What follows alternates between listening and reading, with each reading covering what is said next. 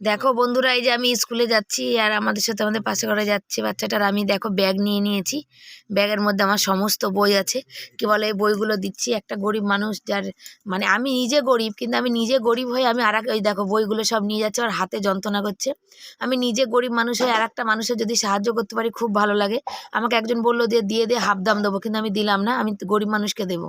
Good morning friend. Welcome back to my channel. আমার চ্যানেলে সবাইকে স্বাগত। সবাই কেমন আছো? আশা করি ভালো আছো। তোমার দাদা ভাইয়ের মানে টিফিন করে দেওয়া হয়ে গেছে, তোমার দাদা ভাই কাজে বেরিয়ে যাচ্ছে। আর আজকে দেখো চাদর টাদর মুড়ি দিয়ে যাচ্ছে, অন্যদিন যায় না, কারণ প্রচুর ঠান্ডা আর হাওয়া দিচ্ছে। চলো, তোমার দাদা ভাই গেলে টুপিটা পরে যাও। হ্যাঁ, আর এই দেখো বিছনা পড়ে আছে, বাবুকে তুলে দিয়েছি। আর আমার বাসন দেখো কত, দেখছো তো? সব রুটি টিফিন টিফিন করা হয়ে গেছে। খাবার দাবার ওখানে, বাবুর টিফিন খাওয়া সব গুছানো, কেন স্কুলে যাবে। আর তোমার দাদা ভাই বেরোচ্ছে, ওই দেখো টুপি পরে নিয়েছে তোমার দাদা ভাই। এই দেখো এই দেখো, ঠান্ডাতে, বুঝেছো তো, ঠান্ডাতে। তোমার দাদা ভাই একটু বেরিয়ে যাক, আমাদের মোটামুটি কাজ হয়ে গেছে। বাবু আসছে। চলো, এতক্ষণ ধরে কেউ ঠান্ডায় থাকে, আর হিম হিম হয়ে যাবে খালি গায়ের মধ্যে, এতক্ষণ ঠান্ডা। চলো, তোমার দাদা ভাই এই যে বেরোচ্ছে, বেরিয়ে চলে যাচ্ছে কাজে। আমি ফোন করবো, ফোন নিয়েছো তো? আর বন্ধুরা, তোমাদের কাছে অনুরোধ, প্লিজ তোমরা 1 মিনিট ভিডিও দেখো না, একটু ভিতরে মানে তোমাদের পুরোটা দেখার অনুরোধ করলাম। তোমরা পুরোটা দেখো। আর ঠান্ডা লেগেছে আমার, দেখো চোখগুলো দেখছো ফুলে ফুলে ফুলে গেছে। আর প্লিজ প্লিজ প্লিজ তোমরা পুরো ভিডিওটা দেখো, একটু সাপোর্ট করো। পুরো ভিডিওটা দেখে কত মানুষকে তোমরা সাপোর্ট করো দেখো, আমাদেরও একটু দেখো।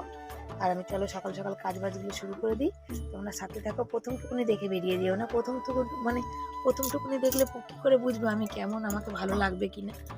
তোমরা দেখতে থাকো, তাহলেই তো ভালো লাগবে। চলো কাজকর্মগুলো করি, আর পাশে থেকে একটু সাপোর্ট করো ছোট্ট বোনটাকে। এত এত এত ঠান্ডা, কি বলবো, মানে ঠান্ডাতে আর মানে পুরো জমে যাচ্ছি। সকালবেলায় বাসি জলে কাজ করলে আরও আমার হাত যন্ত্রণা, মানে কনকনে হয়ে যায়, যন্ত্রণা করতে লাগে লাস্টে, মানে গাঁটে গাঁটে তখন ব্যথা করতে লাগে। আর কালকেকার বাসি জল কিছু থাকে, সেগুলো দিয়ে ঘর মোছা এগুলো করতে হয়। করলে জানো, দেখো বালতির জল নিয়ে নিয়েছি, আর বিছনা তুলে দিচ্ছি, বাবুকে পড়তে বসবে। আজকাল বাবুর বাবু খুব মানে পড়াশোনাটা খুব মানে খারাপ মানে হয়ে গেছিলো 9-এ, সেই কারণে আমার সারা বছরটা খুব টেনশানে কেটেছে সেই জন্যে। আর দেখো বিছনা তুলে নিয়ে আমি এখানে ঘর ঝাড় দিয়েছি তার আগেই। তা বিছনা তুলে এবার ঘরটা মুছছি। এবার ঘরটা মুছতে গলি গলি না, এখানে ধাক্কা লাগে ওখানে ধাক্কা লাগে। আর শীতের দিনে জানো তো, এখানে ওখানে ধাক্কা লাগলে এত ব্যথা লাগে না। যে দরজার কাছ থেকে বেরোবো, একবার সিলিন্ডারে ধাক্কা লাগবে, একবারে দরজাতে ধাক্কা লাগবে। যতই সাবধানে মুছি না কেন, যতই সাবধানে করি না কেন, ছোট জায়গা, এখানে ওখানে গলি মুছতে হয়। গলিটা তো মুছতেই হবে, তাই না বলো? চলে যাচ্ছি বাজার। দেখো আমাদের দরজা বন্ধ, কি হাওয়া দিচ্ছে, কি ঠান্ডা শীত। আর বাবু দেখো এখানে যে পড়তে বসেছে, পড়ছে। দেখো হাতগুলো বাবুর, দেখো হাত দেখি, হাত দেখি, হাত দেখো, হাত দেখো পুরো ঢেকে ঢুকিয়ে নিয়েছে। বলেছি না বাবার জ্যাকেট পরবে না, তোমার জ্যাকেট পরবে। লাইটটা জ্বলছে, দরজা বন্ধ, অন্ধকারে কিছু দেখা যাচ্ছে না। ঠান্ডাতে চলো যাই বাজারে, মাছ নিয়ে চলে আসি। চলো, আজকে মাছ কেটে নিয়ে আসলাম। বাজারে কেউ নেই এই ঠান্ডাতে, লোকও নেই, মাছও বসেনি। ছোট ছোট চারা মাছ আনলাম, কেটে ধুয়ে আনলাম। আমার হাত পুরো ঠান্ডায় কনকন করছে। অল্প করে আনলাম, আজকের মতো হোক, কালকে আবার দেখা যাবে, আবার কাল যেতে হবে। নাহলে একদিন মাছ আনলে আমার পরের দিন হয়ে যায়। কিন্তু বাজারে একটুও মাছ নেই, কোনো মাছই নেই, লোক নেই, মাছ নেই, মাছওয়ালারাও বসেনি, মাছওয়ালারা দাদা কাকিরাও বসেনি। একজন অল্প দু চারজন বসেছে, তাতে নিয়ে চলে এসছি এইটুকু। আমার ছেলের স্কুলের কত 7-এর বই ছিল, দেখো সেই বইগুলো স্কুলের একটা স্যারকে দেবো, সে হচ্ছে গরিব বাচ্চাদের দেয়, গরিব বাচ্চাদের দেবে, তার জন্য দিচ্ছি, দিয়ে আসি। কেন বলো, নিজেও আমি বুঝি কষ্ট করে পড়াটা।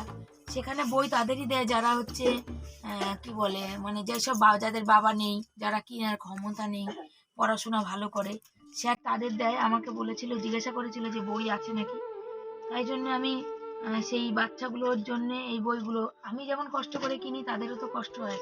স্যার যখন বলেছে যে থাকলে দিতে, তাই জন্য তাদের দিই। তারা পড়ে বড় হবে, জীবনে মানুষ হবে, খুব ভালো লাগবে দিলে। আমি মনে করি ভালো লাগবে। জানি না কত কি কার ভালো লাগে, কিন্তু অথচ আমার ভালো লাগে। কারোর জন্য কিছু করতে পারলে খুব ভালো লাগে।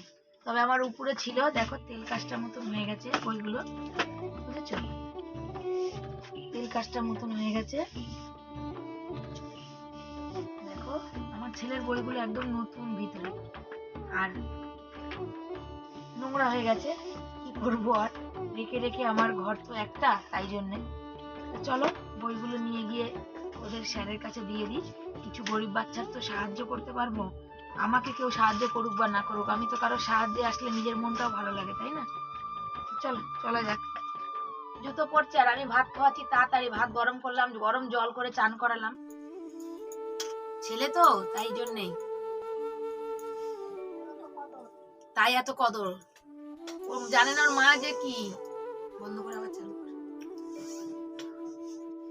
সমস্ত বইগুলো সব নিয়ে নিচ্ছি আর বাবুর সাথে সেই কথাই বলছি। আর বাবুকে বললাম, বাবু বলছে মা যে বললো তোমাকে অর্ধেক পয়সা, তাও তো কিছু পয়সা পাওয়া যাবে, আমার তো বই কি, আমার তো এখন বই কেনা সব বাকি আছে মা, তাহলে সেগুলো দিয়ে তো কিছু বই কেনা হতো। কিন্তু যাকগে আমি কষ্ট করে ধার করে কিনবো তাও ভালো, আমি কিন্তু কারোর পুরানো বই পাই না বা কেউ আমাদের দেখে না বা সাহায্য করে না, কিন্তু আমি ওই বইগুলো রেখেছি, প্রত্যেক বছরই কম বেশি কাউকে না কাউকে দেওয়া হয়ে যায়। তাই এবছরও দিয়ে দেবো, এই জন্যে দিয়ে দেবো কি, সে গরিব মানুষ, তার বাবা নেই, তার তো একটু উপকারে লাগবে, তাই না বলো?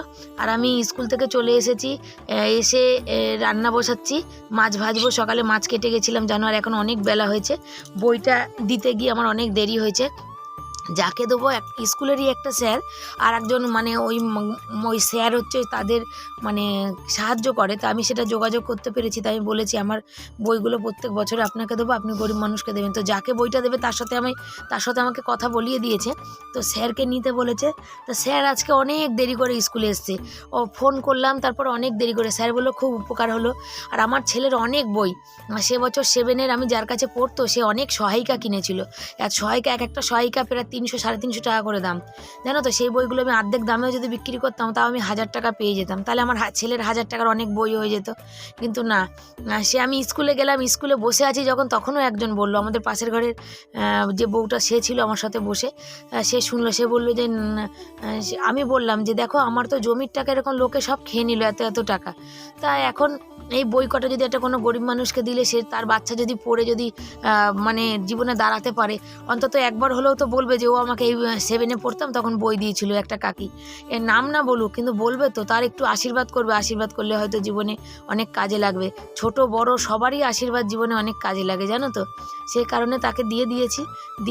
আর তো মানে বলেছি যে আমার কাছ থেকে বাবা তুই যতদিন পড়াশোনা করবি মোটামুটি আমার যা বই থাকবে তুই বইগুলো নিস, কেন আমার ছেলের 9-এর বই এবছর দেওয়া হয়ে গেছে, 2-3টে বই আছে এখনও, সেই বইগুলো দিই, মানে একজনকে তখন 9-এ আমি বইগুলো সব দিইনি, ভাগ করে দিই, কেন একজনকে যদি সব দিই আরও বা গরিব মানুষ তো আছে বলো, তো সহায়িকা বই এখনও 2টো আছে, আমি যে তোর যদি লাগে তুই আমার কাছ থেকে নিয়ে আসতে পারিস।